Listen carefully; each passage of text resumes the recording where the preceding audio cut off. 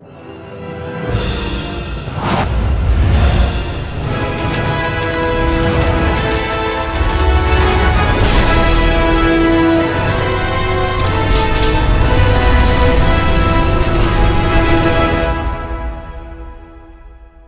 going on, everybody? Welcome back to another video, and in today's video we're going to be talking about Gran Turismo. Directed by Neill Blomkamp, this film stars people like David Harbour, Orlando Bloom, Archie, Madekwe, and many more. So I just got back home from checking out the new Gran Turismo movie, and if you guys have been following this channel for quite some time, then you know I grew up a huge gamer, and I'm still a huge gamer till this day. And of course, like I think most longtime gamers, you've definitely run into Gran Turismo on many of occasions, as it is without a doubt one of the most popular racing titles of all time. And when I heard that they were going to be making a Gran Turismo live action movie, I was really curious to see what it was going to be about. I figured it was just going to be a race that maybe was called Gran Turismo, that people had to race, and it was just going to have that name, kind of like they did for Need for Speed, where it's not really tied directly to a narrative from the game itself, but they take the base title of the game, the base idea of what you do in the game, and then they kind of just make a movie around it. Except as we got closer to the release of the film, it turned out that it was actually based on a true story that I'll go ahead and just be honest about. I had no idea about this true story going into this movie, and I really don't even know too much more about it outside of what this movie presents. So for whatever kind of differences the actual story has to what we see here in the movie, I'm not going to be doing any sort of comparisons here, but this is just more so going to be my thoughts on the movie itself as a movie.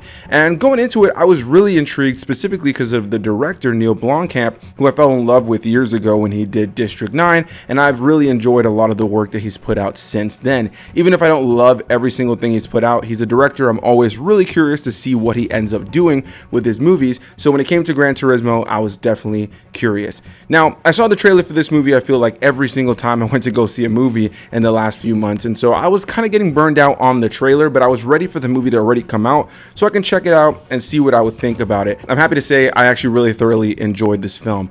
If you've seen the trailer, then you know this is inspired by a true story where there was literally a contest where actual gamers who played Gran Turismo, the best in the world, were actually given the chance to get behind the wheel of an actual racing car and actually given the opportunity to race in tournaments as part of this, competition, if you will. And I just think what a bonkers idea. I mean, there's not a lot of video games that you can really do that for, but when it comes to racing simulators like Gran Turismo, there are a lot of people who take it incredibly seriously with incredibly well put together rigs, sometimes with multiple screens, of course with a steering wheel and actual driving pedals, and there's a lot of people that put a lot of time into things like that, or even flight simulators. So I was very intrigued by this movie simply because of the premise and the fact that they actually did something like this in real life. And what's really cool as well is that the guy that this is actually based on, Jan Mardenborough, he actually was part of this movie and was actually the stunt driver for the main actor in this movie who plays him, which I thought was a really cool little Easter egg or a little thing that he was actually able to still be involved, and he's still involved in racing all this time. So if you've seen the trailer, you know this is an underdog tale. This is an underdog sports tale. We've seen stuff like this before. Somebody who shouldn't be doing the thing that people have worked years to do, but they end up getting their foot through the door and end up proving everybody wrong and showing that they belong there just as much as all of the other trained athletes. And so, you have the traditional elements where the character comes into this situation. There's a lot of people who don't believe in him. His own friends and family don't fully believe in him. And of course, he ends up proving everybody wrong. The trailer gives that away. It tells you that it's just going to be a feel-good, inspirational underdog tale. And that's what this movie is. So right out of the gate, you know that predictability is kind of out of the window. It's not necessarily something that you're going to go into and expect a kind of unpredictable narrative. For the most part, this is a straightforward, predictable underdog tale that has a lot of inspirational moments that made me feel things throughout the course of the movie and got me inspired in my own ways. However, while this is a predictable tale that we've seen time and time again in various forms, there is some twists and turns throughout the course of the film that surprised me, some things I didn't know about the narrative that definitely stood out to me. And after having checked out the movie, I'm just happy to say that I had a good time with this movie. Is it predictable? Is it something you've seen before, but just about different kinds of sports or different topics? Yeah, but was it cool to watch? Was it fun to watch? Yeah, I never really found myself bored watching this movie. I genuinely found myself intrigued from beginning to end to see where things would go, even though I pretty much knew where things were gonna go, and they pretty much went where I typically expected they would go. But this is a movie just more about, you know, pushing through adversity, you know, pushing through the naysayers, and on that level, for a movie that is trying to deliver that kind of inspirational message, that underdog story, I think for the most part this movie definitely hit the nail on the head when it comes to that. Let's talk about a little bit of the cast here, because the most notable ones without a doubt are people like Orlando Bloom, who plays Danny Moore, who's the one who actually created the entire idea. He birthed the idea of this competition, and he ends up going out and seeking out a chief engineer that he needs to kind of sign off to make this happen and actually train these gamers to be drivers, and that's played by David Harbour, who plays Jack Salter, a former racer himself turned chief engineer after something happened in his career that kind of pushed him away and kind of scared him from continuing on.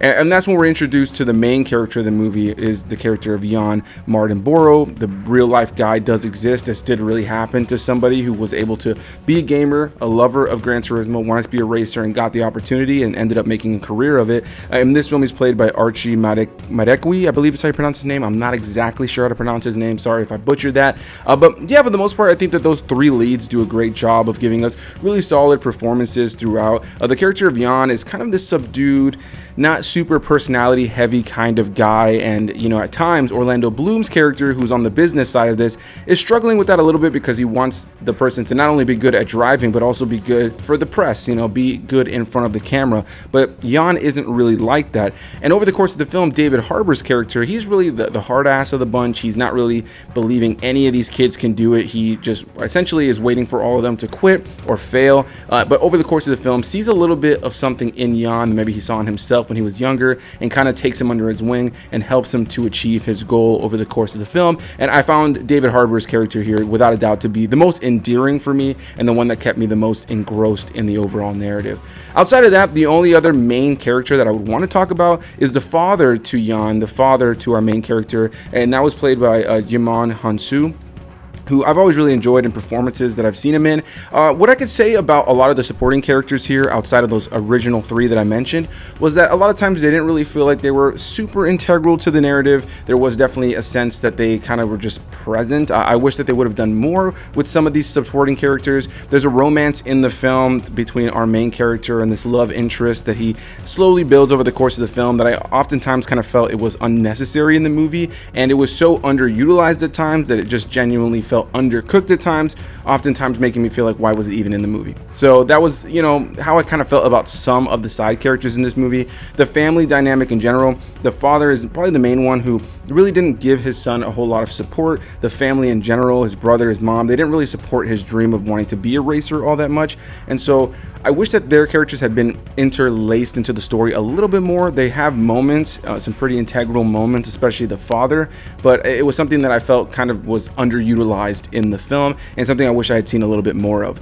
But as far as what you're going into this movie for, which is a feel-good underdog tale with a crazy bizarre premise that actually happened in real life, I think that this movie hits the nail on the head. It knows what it is. It was fun to watch. It was never super boring or anything. There was a couple of moments that were a little slow, but there was never anything that took me out of the movie. I also want to give a lot of praise to the actual stunt driving that was done here. Of course, a lot of racing done in the film. While there are some CGI moments of certain races, for the most part, a lot of the film is caught in camera practically with real racers, and they got a lot of really great cinematography through a lot of these races, whether it be in traditional methods or in drone shot sequences that I thought were really well done. So the cinematography, I definitely want to praise that. And I really enjoyed the soundtrack here as well, and there's a lot of love given to artists like Black Sabbath and Kenny G that I actually really enjoyed. And for the most part, for me, this was just a good shut off your brain, have an inspirational, predictable tale that ultimately I thought was well acted, well shot, well made, and I highly recommend it. If you're looking for something that just kind of like have a nice inspirational tale,